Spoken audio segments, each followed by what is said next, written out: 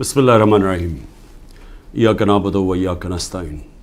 मेरे पाकिस्तानियों, सबसे पहले तो यूरोप के अंदर जो हमारे फ़ौजी शहीद हुए और जो ज़ख्मी हुए, मैं सारी कौम की तरफ से उनके ख़ानदानों को, उनके बहन भाई रिश्तेदार, बीवी बच्चे, माँ बाप, हम सब सारी कौम की तरफ से आपके लिए दुआ करते हैं कि अल्लाह आपको सब्र दे और आपको ताकत दे ये मुश्किल वक्त का सामना करने के लिए। और मैं ये भी मुझे जब मैं सुनता हूँ कि कुरम में भी कुछ इंतशार है और हमारे पख्तूनख्वा में ख़ास तौर पे पुलिस के अंदर काफ़ी इस साल काफ़ी शहादतें हुई हैं, तो मैं सिर्फ आज एक बात कहना चाहता हूँ कि मैंने जनरल बाजवा को जब अफ़गानिस्तान के अंदर पता था कि अमरीकी वहाँ से निकलने लगे हैं, तो मैं तब से उनको कह रहा था कि मुझे खौफ है पाकिस्तान की सिक्योरिटी का इशू, कि अगर वहाँ सिविल वॉर होगी अफ़गानिस्तान में तो उसका सारा फॉल आउट पाकिस्तान में आएगा। मैं अपनी कैबिनेट को बताता रहा, सारी मेरी कैबिनेट गवाह है कि मैं उन सब को कहता था कि जो 21 और 22 की सर्दियाँ वो हमारे लिए बहुत अहम, क्रिटिकल हैं, मुश्किल हैं, सबको मैं बताता था। और मैंने जब जनरल फैज़ की बात की और जनरल बाजवा को मैंने समझाया कि सिर्फ जनरल फैज़ को सर्दियों तक इसलिए रखना चाहता हूँ कि वो 5 साल से वो सिक्योरिटी चीफ़ हैं, इंटेलिजेंस के चीफ़ थे पाकिस्तान में, उनके राब्ते थे अफ़गानिस्तान के तालिबान से भी, दूसरी हुकूमत से भी, और उनका होना उस वक़्त बड़ा ज़रूरी था जब ये चेंज ओवर हो रहा हो। तो मैंने कभी भी ये नहीं सोचा था कि आर्मी चीफ़ जनरल फैज़ को मैंने बनाना है, क्योंकि मुझे तो पता ही नहीं था बाकी कौन थे जो रनिंग में थे। लेकिन ये जनरल बाजवा ने अपनी उनको लोगों को बताया हुआ था कि इमरान खान ने फ़ैसला किया हुआ है, उनको मेरे ख़िलाफ़ किया।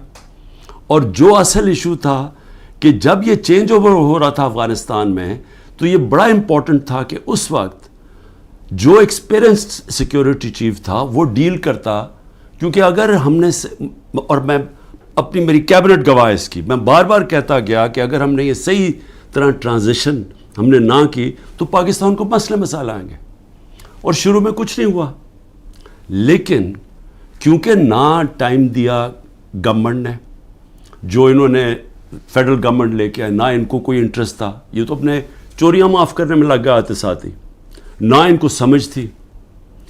उसके अलावा जो मसला आया, जैसे हमने गवर्नमेंट्स अपनी पख्तूनख्वा की और ये पंजाब की जब ख़त्म की, और ये जो केयर टेकर सेटअप आया, केयर टेकर सेटअप को उनको कोई इंटरेस्ट ही नहीं है इस चीज़ के अंदर, ना उनकी कोई अहलियत है।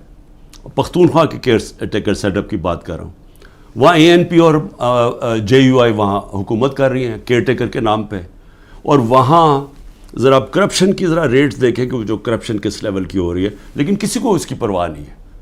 सिर्फ एजेंडा एक है कि किस तरह तहरीक इंसाफ को ख़त्म करना है।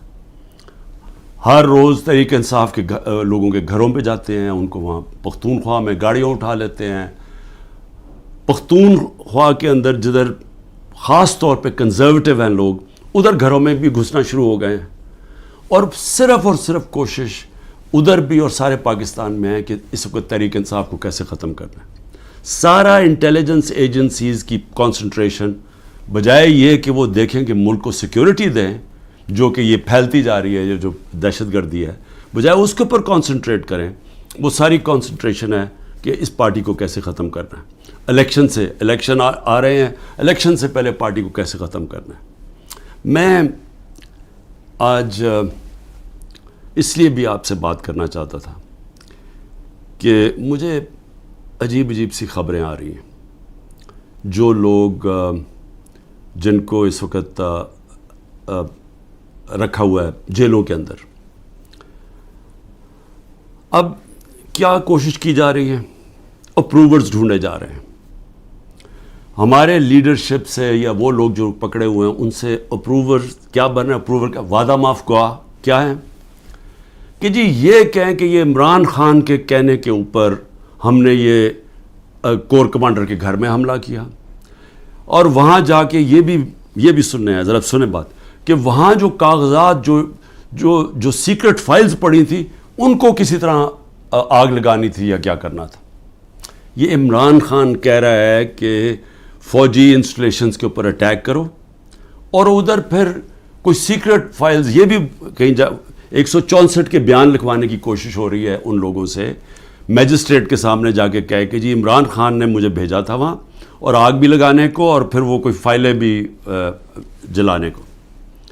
اب میں جو یہ کرنے کی کوشش کر رہے ہیں، میرا آپ سے سوال ہے، پہلی چیز کہ کیا یہ پبلک مان جائے گی اس کو کہ عمران خان چاہے گا کہ فوجی نہتے شہریوں سے فوج کے اوپر اٹیک کروائے گا عمران خان؟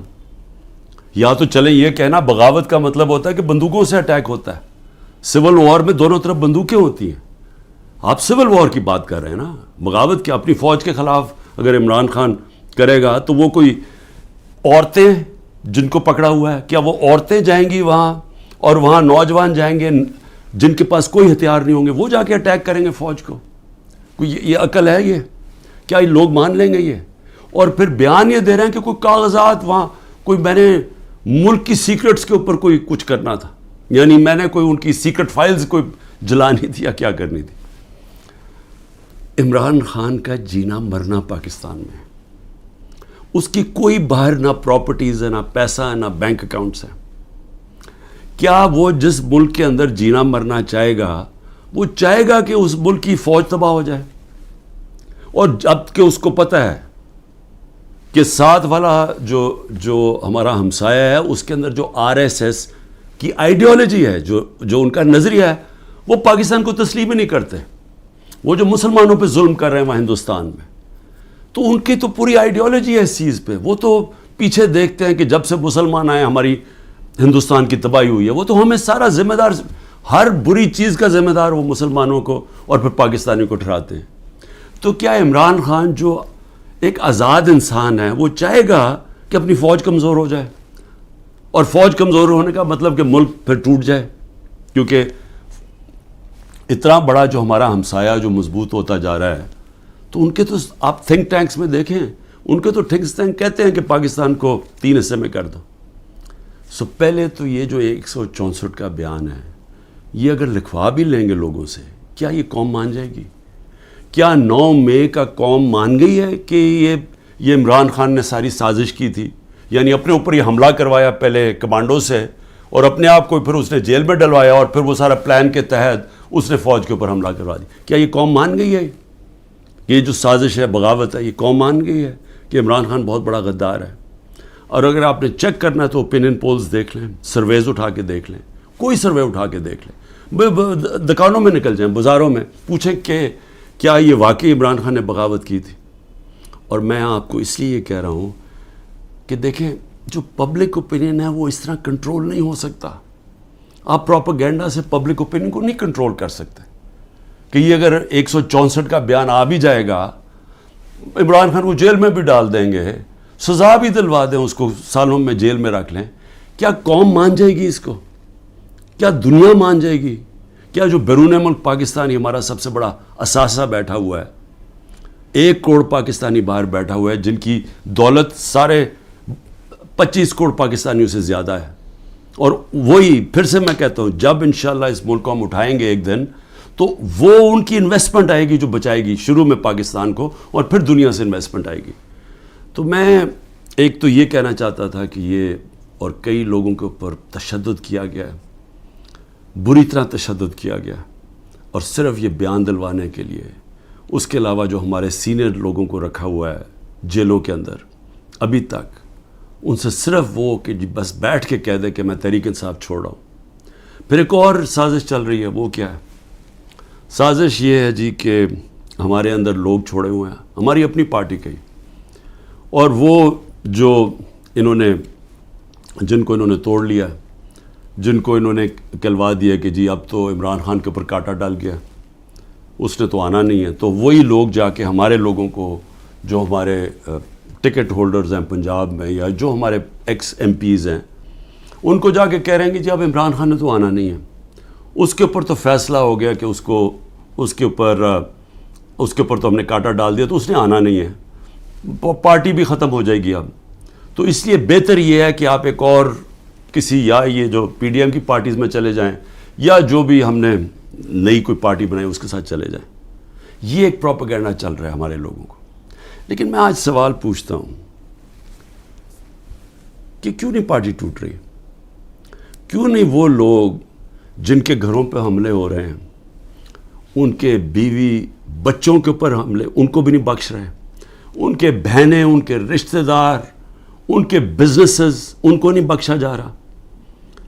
وہ ہو رہا ہے پاکستان میں جو میں کبھی بھی نہیں سوچتا تھا کہ ہماری ملک میں ہو سکتا ہے. نہ کوئی ہماری روایتوں کی کوئی فکر کرتا ہے، نہ جو ہمارا دین جو نبی صلی اللہ علیہ وسلم کی سنت تھی، حکم دیتے تھے کہ جنگ پہ جاؤ تو عورتیں بچے بوڑھوں کو، آپ نے دشمنوں کے عورتیں بچے بوڑھوں کو ہاتھ نہیں لگانا.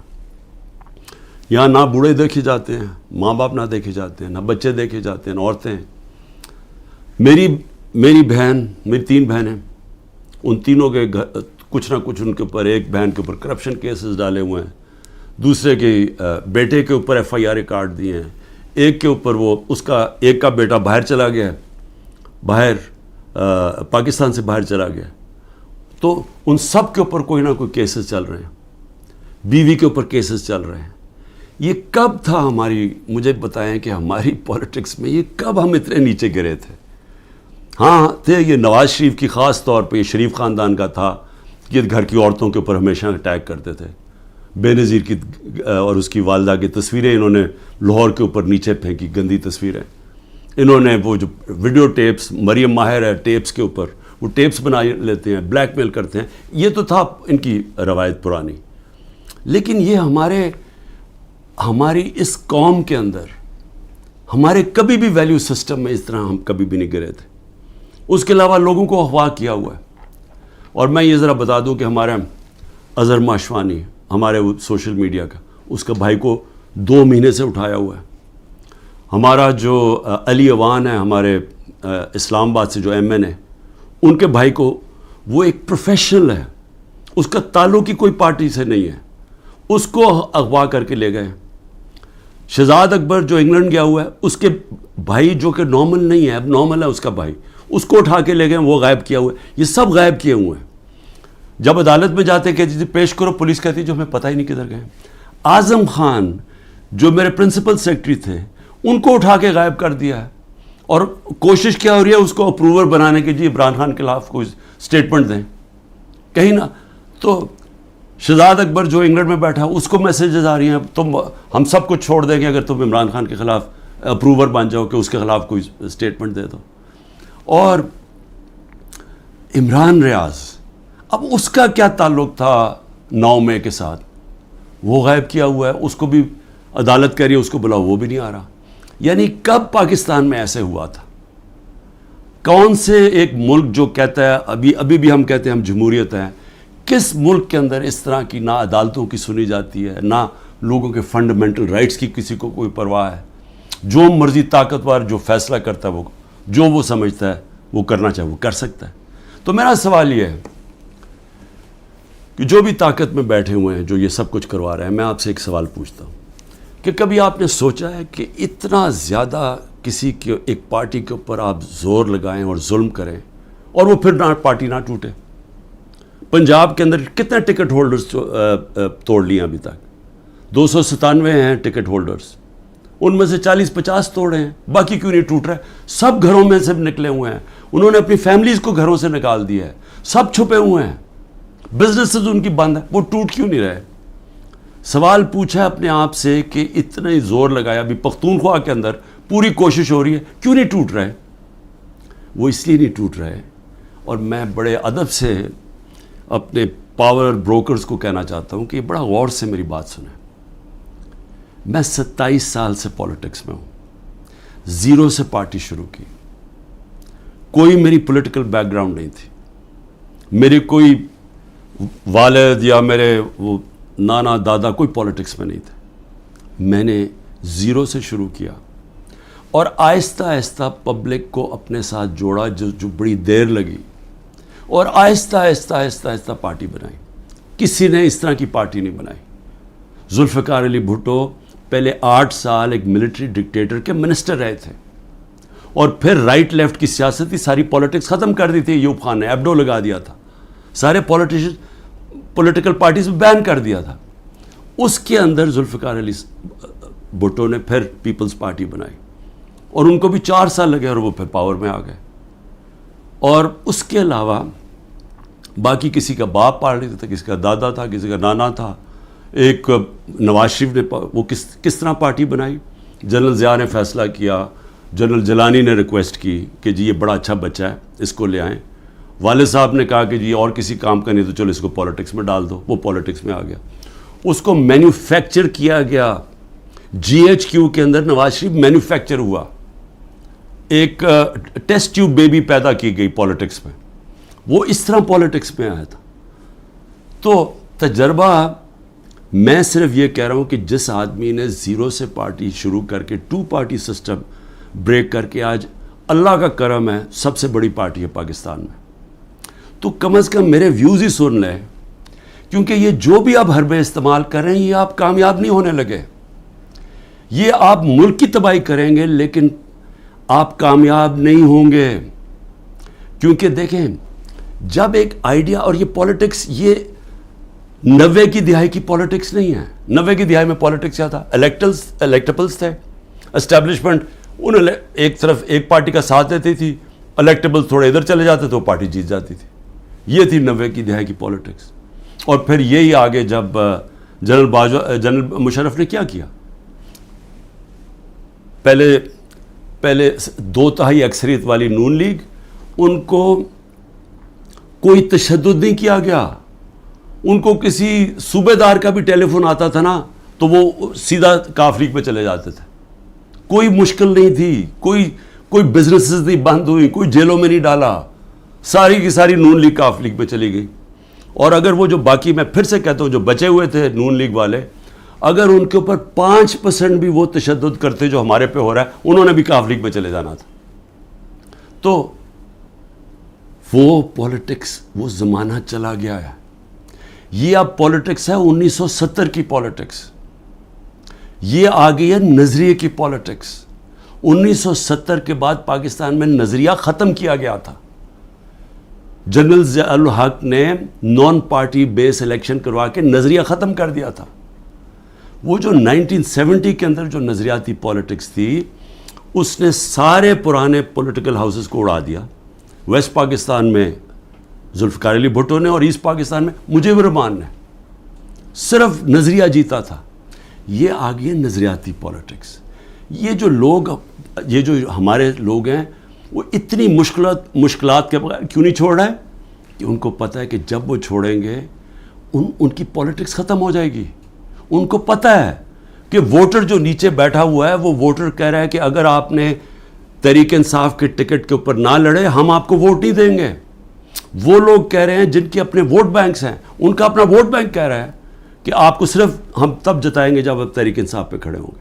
تو قوم کے دل تو اللہ کے ہاتھ میں ہے.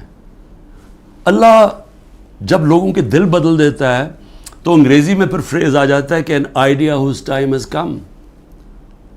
No number of armies can destroy an idea whose time has come. جتنی مرضی فوجیں ہوں، وہ جب ایک نظریے کا وقت جو اللہ ڈالتا ہے دلوں میں، جب وہ آ جاتا ہے آپ کچھ نہیں کر سکتے.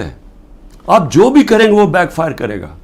14 مہینے سے کوشش کیا جا رہا ہے کہ نظریہ کو ختم کرنے کا، اور 14 مہینے سے کوئی سروے کروا لیں، آپ کو بار بار ایک ہی رزلٹ آئے گا کہ لوگ اور زیادہ تحریک انصاف کے ساتھ آ گئے.